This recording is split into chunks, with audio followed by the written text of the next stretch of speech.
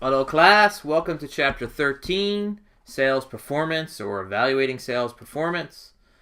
This is a very challenging chapter. What I mean by challenging, not challenging to understand, challenging with regards to real world, what really happens. Okay, let's see if I can be helpful here. Certain salespeople have a high amount of autonomy as they work, and thus might have little interaction with their sales managers, not seeing them for long periods of time. Therefore, does this lead to a diminishing of the qualitative subjective behavior elements in the evaluation, more emphasis on the quantitative objective measures? So does the manager must rely on quantitative results only? This may sound odd, but no.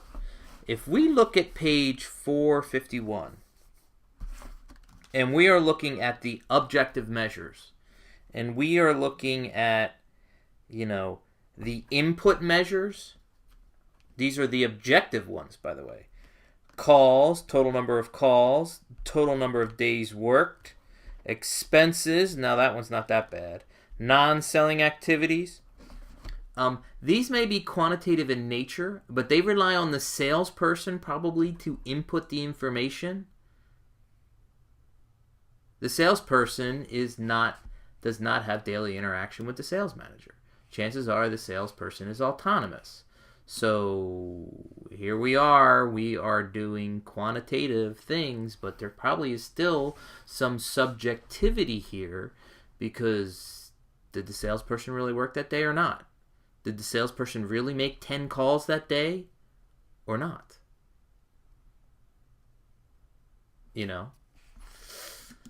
Something to think about. I think the most important thing, and we're going to see this in a number of questions, is the firm is going to make their determination on where they fall on this objective versus subjective. And the important thing is that they're consistent over time and they're consistent across salespeople. It is not easy to evaluate salespeople. It's so much easier to just look at these output measures. But the problem is when you look at just output measures that are easier to look at and manage and understand, then you get away from that CRM type mentality, because you're stressing non-CRM type things and you're rewarding non-CRM type behaviors, or only rewarding for non-CRM type behaviors. Again, given the autonomy of sales reps, how can sales managers avoid outcome bias described and be able to evaluate the process? There's a temptation among sales managers where if they are not in a position to effectively evaluate the process or to make a qualitative evaluation, they must instead rely on multiple quantitative measures. Okay? Thinking that gives an overall picture, or is it the next best thing exactly to how this works? I think one of the best ways to avoid outcome bias, and again this comes up in a number of questions here, is that one of the major faults of sales managers is, they may make an evaluation at the end of each quarter, or they may make an evaluation at the half year part, or maybe they make their evaluation only once a year. But the bigger bias is the availability bias, and that's not discussed in the text. There is, and there's been a number of studies on this, that sales managers tend to remember what's immediately available. So if a salesperson has a great 2.5 months and a lousy last 2 weeks of the quarter, the availability bias shows that their performance evaluation will be affected dramatically because the failure was more recent than the successes. So this argues to more frequent evaluation, either not weekly, but maybe more monthly, or on a more ongoing process than just every 3 months or every 6 months, or God knows, once a year could be a very big problem. Is there a connection between the growing prevalence of both CRM and team selling and the 300? There is a significance growing of CRM Team selling, it's really a function of the firm. We're seeing more of it. We're seeing more team selling after. It's not team selling, it's more like account management. After the sales team brings the account in, and then there's a team to support the account. This 360-degree feedback evaluation method, I don't want to say that it's a fad, but it rises and wanes in popularity here and there. It is very time-consuming to do. And intuitively, it makes sense that you have various stakeholders to be part of the evaluation. Many a times, even other sales people or other people part of the sales team, but more customers. Sometimes these evaluations, you spend all the time and effort to get it from customers or other stakeholders, and it's very difficult to integrate that information into the overall process. It's very challenging, it's very time consuming, and we're not sure that it is an over above massive improvement than anything else that we've ever done in the past. I think that's a great way to summarize it up. The qualitative component of a sales rep's evaluation might come from many different persons, such as stakeholders in and outside the firm. Meanwhile, the quantitative objective result components of the evaluation is done only by one or a few people. Can this lead to issues in evaluation? I think I should have just, what I just said here applies directly to here, and I think we're okay there. All right, can we explain a bit more on diagrams 13-3? Thought I had it here handy. All right, what we're looking at is this is a form that the sales manager would fill out. Okay, we're talking about it's a subjective form. This is something that's probably done, this is 6 months actually, it says it right here. This is almost better to avoid some of the availability bias if this was done more on a monthly basis as opposed to just twice a year. But what makes this stronger than the previous example that we have, at the bottom of page 464, if we look at factors to be considered and rated, it's not just the knowledge of work, but the various items that needs to, from does not have sufficient, is thoroughly acquainted with all our products and technology.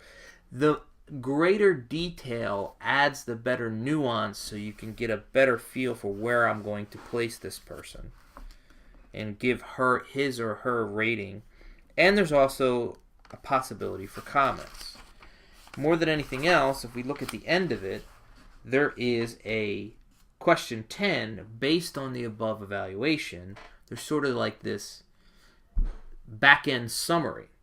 If we look at Exhibit 13.4, this is a more poorly designed, simple, stupid performance measure, where the endpoints of poor, fair, satisfactory, good, and outstanding doesn't provide you that fine detail on where to place someone. Plus, there isn't any post hoc, after the fact recommendations of how we go forward. So if we look at Exhibit 13.4, we could check all these random boxes, we can do all this wonderful stuff, but then after we do that, what then?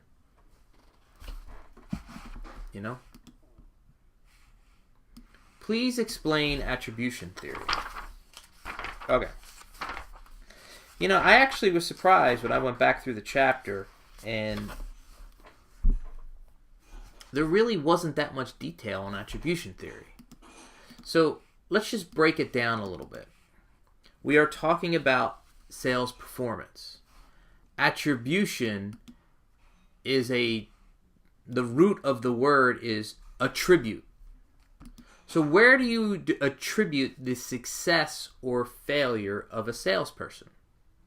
I mean, if you look at the leadership box on page 450, there's a little bit more explanation here. But what am I attributing the reasons or causes to the success or failure of this particular salesperson?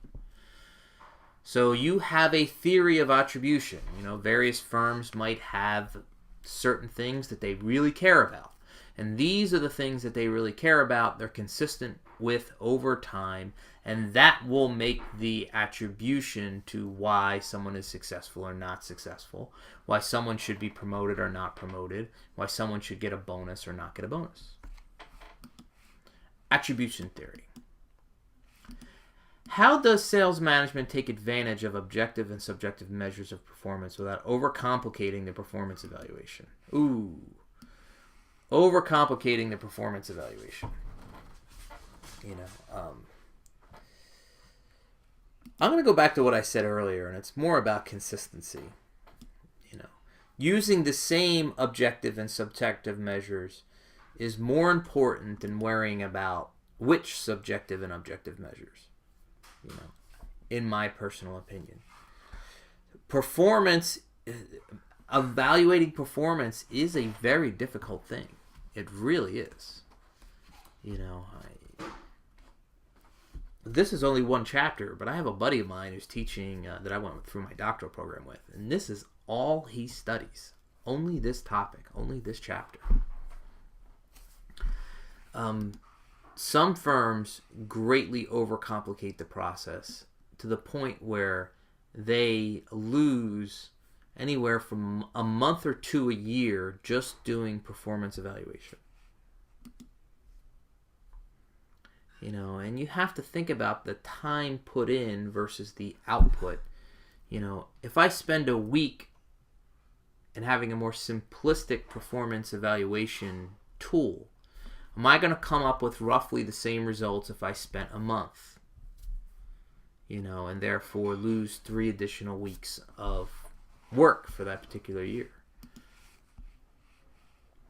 It all comes down to philosophy within the firm. There are some firms that performance evaluation is the number one job of the sales manager, so the sales manager spends more time on performance evaluation than anything else. Other firm, the main job of the sales manager is to coach and mentor and teach, and to be with the salespeople out there in the field helping close deals in any way he or she can. It depends on the firm. We have the same thing on page 450. We have this equation. I think what they're trying to make in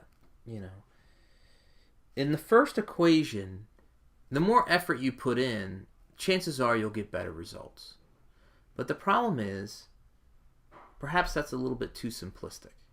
If someone puts in less effort and gets the same or equal results, then that person might have more skill, given that they needed less effort to get the same thing done. So we have this plus or minus task difficulty, and then we have ability time effort as a better, And what happens is we can look at the task difficulty. If it's a really easy task, then, guess what? Your ability and time effort needs to be a smaller, perhaps it's a negative number. Or it could be a positive number. I went through the chapter again, and I really didn't see this ill-defined personality traits. I'm not sure where this is coming from. If you want to shoot me an email, maybe I can answer this question via email, but I'm not sure what's going on here. And how do you balance between when you're analyzing someone? I think I've answered this question earlier up here. Okay. I'm glad we're through chapter 13. That's our last chapter. It's an awful lot of stuff that we did here in this text. If there's any additional questions, please shoot me an email and I will be helpful. Thanks.